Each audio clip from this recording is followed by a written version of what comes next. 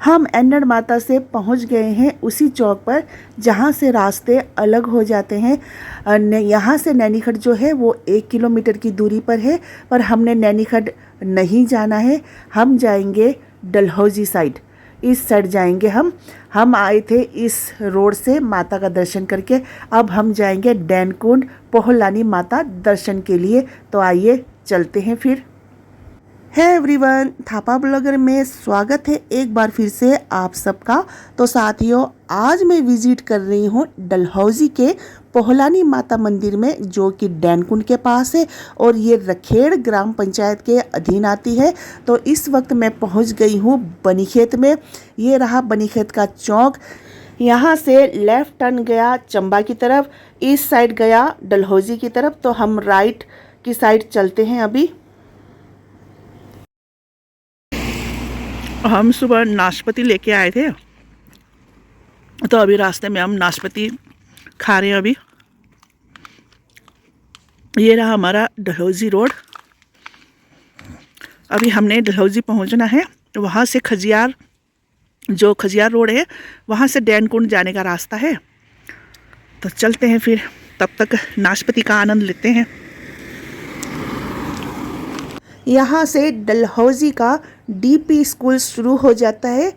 कभी इस रास्ते आप जाओ तो मंत्र मुग्ध हो जाओगे, क्योंकि जो सड़क के किनारे फूलों से सजाया हुआ है वो बहुत ज़्यादा खूबसूरत है। हम इस वक्त डलहौजी में हैं। यहाँ पहुँचने पर हमें बहुत ठंड का सामना करना पड़ा। यहाँ पर हमने मैक्सिमम लोगों को स्वेटर और जैकेट पहने हुए देखा, तो हमने भी रेन कोट निकाल लिया और फिलहाल वही पहन लिया ताकि ठंडी हवाओं से हमारा बचाव हो सके।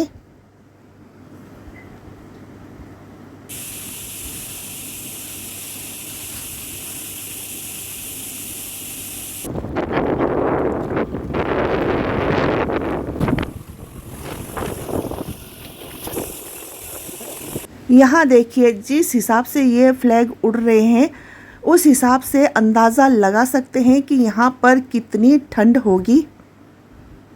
हम पहुँच गए हैं डलहौजी के लकड़ मंडी में। यहाँ से रास्ते अलग हो जाते हैं। खजियार गया 12 किलोमीटर, काला टोप गया 3 किलोमीटर, डैनकुंड 5 किलोमीटर और पोहलानी माता टेम्पल गया 5.5 किलोमीटर। तो हम अब चलते हैं पोहलानी देवी टेम्पल की तरफ।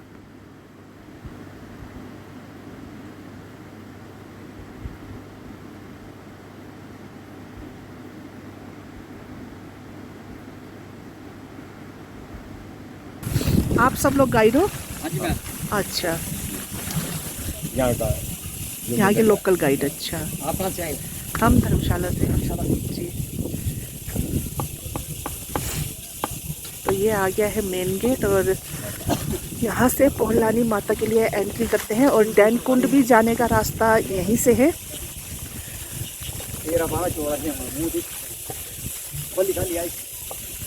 ये है पोहलानी टेम्पल। जय माता दी। अब यहाँ से हम एंट्री लेते हैं।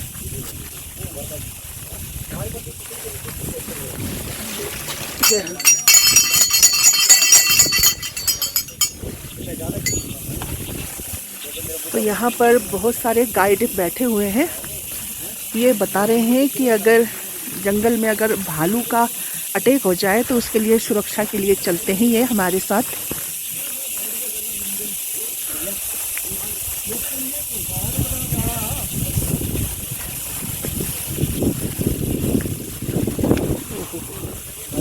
बड़ी ज़्यादा ठंड है यहाँ पर।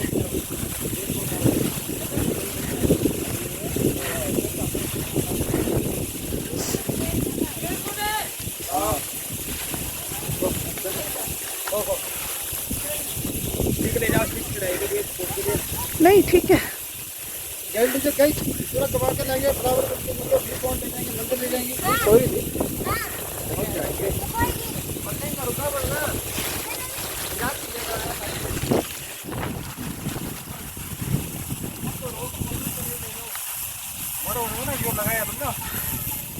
लगा है लो भाई। मौसम देखो, मौसम, हाय हाय हाय हाय।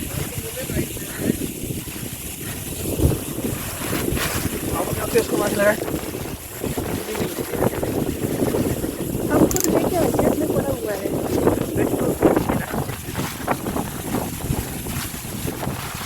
ओ बाप रे, हवा देखो, हवा नहीं, ओहो हवा तो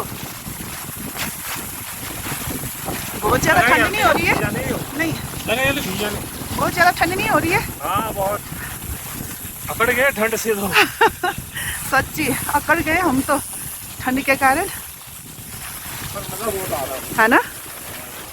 मज़ा तो बहुत आ रहा है। इन हसीन वादियों को देखते हुए जा रहे हैं तो आनंद तो आएगा ही। हाँ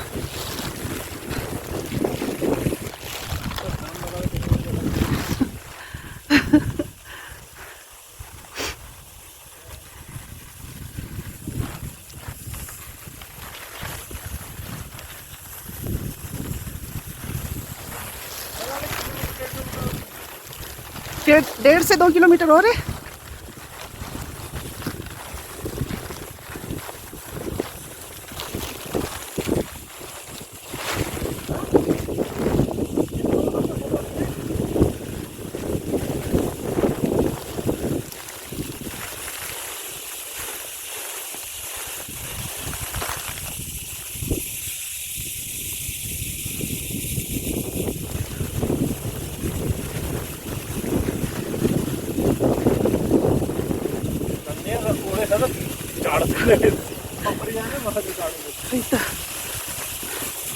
साथियों अभी हम 2 किलोमीटर का ट्रैक कर रहे हैं मंदिर तक पहुंचने के लिए।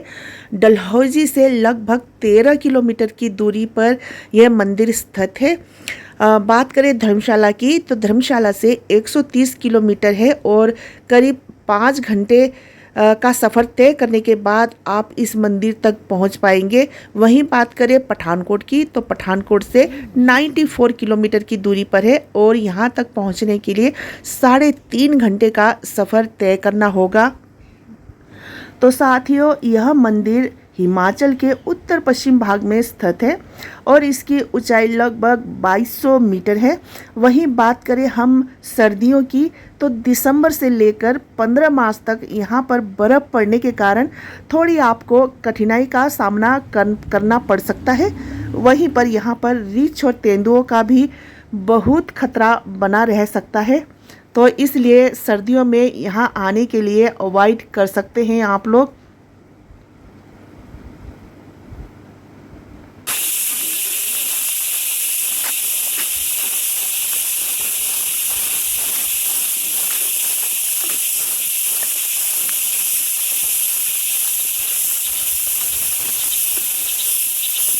तो सीधा सीधा बात हो रही क्या, है ना।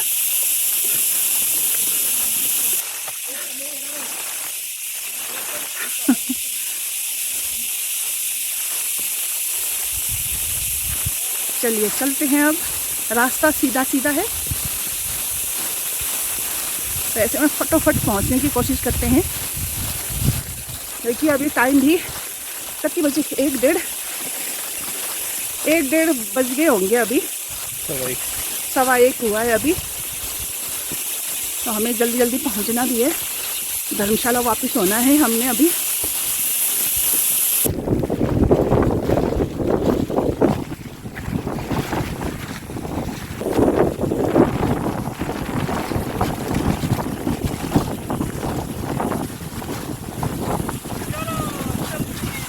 ट्रैक करने में बड़ा आनंद आ रहा है ना ऐसे मौसम में।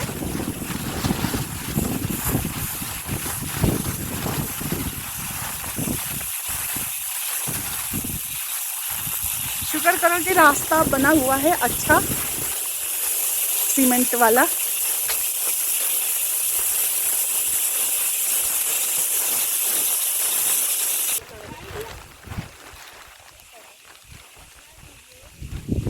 माता 200 मीटर गया अब।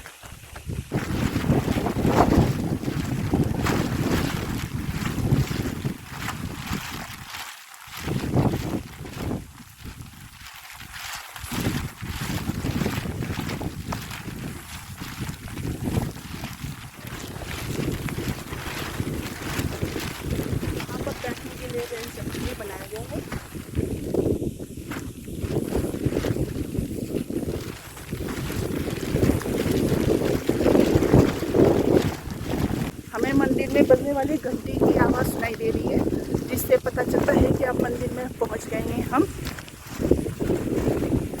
आखिर हमने 2 किलोमीटर का ट्रैक जो है वो पूरा किया मंदिर तक आने के लिए।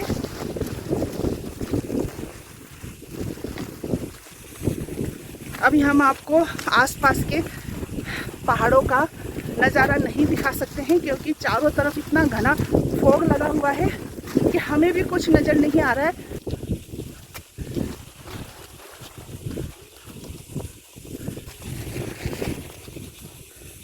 चलो चलो भाई आगे आओ।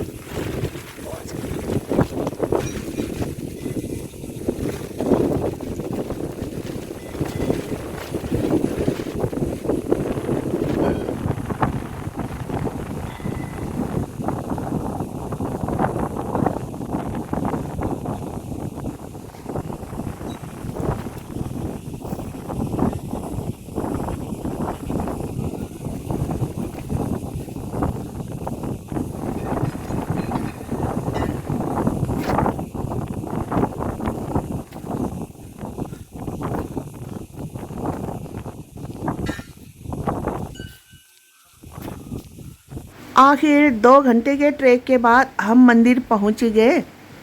मंदिर पर पहुंचते ही इस ब्लैक कलर के कुत्ते ने हमें घेर लिया और हमसे इशारे में कुछ खाने के लिए मांगने लगा। तब हमें यहीं के एक बुज़ुर्ग ने बताया कि इसे काफ़ी लोगों ने खाने के लिए दिया था, पर इसने कुछ नहीं खाया। तब हमने एक पैकेट बिस्किट का लिया और इसे खिलाया। तब ये पूरा का पूरा पैकेट खा गया और यहाँ से चला गया। साथियों, इन भेड़ पालक ने हमें इस जगह की घटनाओं के बारे में बताया। हमें उनकी आवाज़ को म्यूट करना पड़ा, क्योंकि भजन चल रहे थे मंदिर में और यहाँ पर कॉपीराइट का ऑप्शन आ जाता। इन भेड़ पालक ने हमें ये बताया कि यहाँ के स्थानीय लोगों का ये कहना है कि इस पहाड़ पर पहले राक्षसों और डायनों का वास हुआ करता था। यहीं से कुछ दूरी पर एक कुंड बना हुआ है, तो उस कुंड का पानी लोग इस्तेमाल करते थे। तो उस कुंड पर भी डायनों ने अपना कब्ज़ा जमा लिया और आने जाने वाले लोगों को बहुत परेशान करने लगे थे। तब लोगों ने दुखी होकर भगवान शिव से अपनी रक्षा के लिए गुहार लगाई थी। तब भगवान शिव ने माँ काली को इनका संहार करने के लिए यहाँ पर भेजा था। और साथ में ये भी बताया कि यहाँ के एक बड़े से चट्टान के अंदर से माँ काली अपने प्रचंड रूप में चट्टान को फाड़कर प्रकट हुई थी। जिस चट्टान के अंदर से माँ काली प्रकट हुई थी, उस चट्टान के फटने की जो भयंकर आवाज़ थी वो आसपास के ग्रामीणों को सुनाई दी थी। चट्टान से निकलते ही माँ काली ने अपने प्रचंड रूप में डायनों का संहार करना शुरू कर दिया था। तब राक्षस भी वहाँ पर पहुँच गए थे। तब राक्षसों का संहार करने के लिए माँ ने पहलवान का रूप धारण किया था। तब वो पहलवान बनकर उन राक्षसों का भी अंत कर दिया था। तब से वह माँ पहलवानी के नाम से भी जानी जाती है।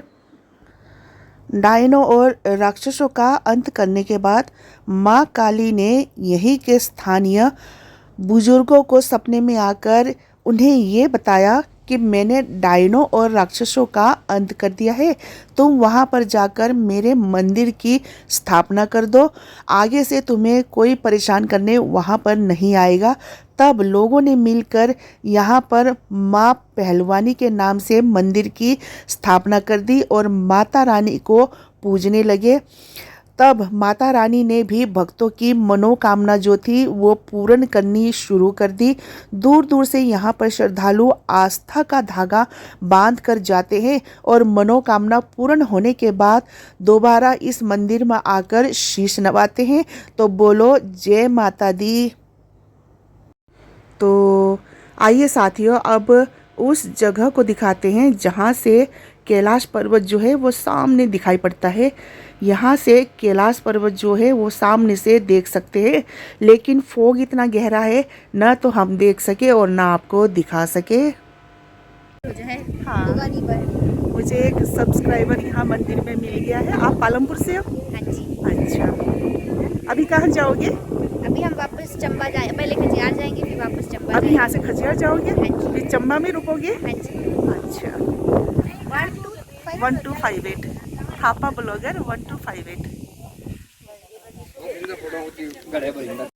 तो साथियों, मेरे पीछे जो पहाड़ दिखाई दे रहा है वहाँ जाने के लिए तो मनाही है, लेकिन वहाँ पर बताया जाता है कि माँ काली की एक बहुत सुंदर और बहुत बड़ी प्रतिमा है।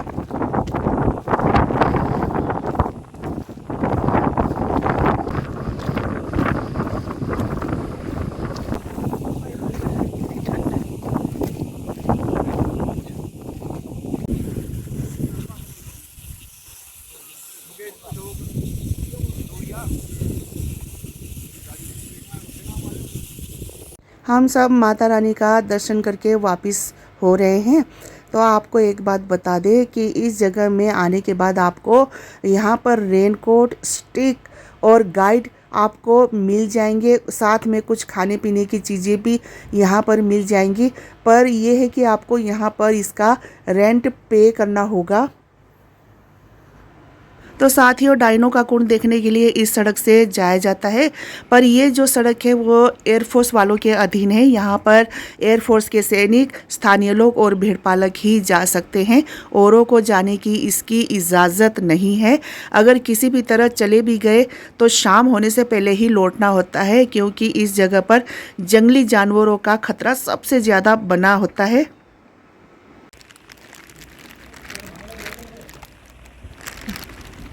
साथियों, जब भी आप डैनकुंड से वापस आओ तो इस बिजीज पार्क में घूमना मिस मत करिएगा, क्योंकि बहुत सुंदर पार्क है ये। हमें अफसोस इस बात का रहा कि लक्कड़ मंडी से सिर्फ 12 किलोमीटर की दूरी पर खजियार था, लेकिन हम समय के अभाव के कारण वहाँ पर नहीं जा पाए। तो कैसा लगा हमारा आज का ब्लॉग बताइएगा ज़रूर। ऐसे ही अच्छी अच्छी जगहों को देखने के लिए आप हमारे चैनल को अभी सब्सक्राइब करें, लाइक करें, शेयर करें। धन्यवाद।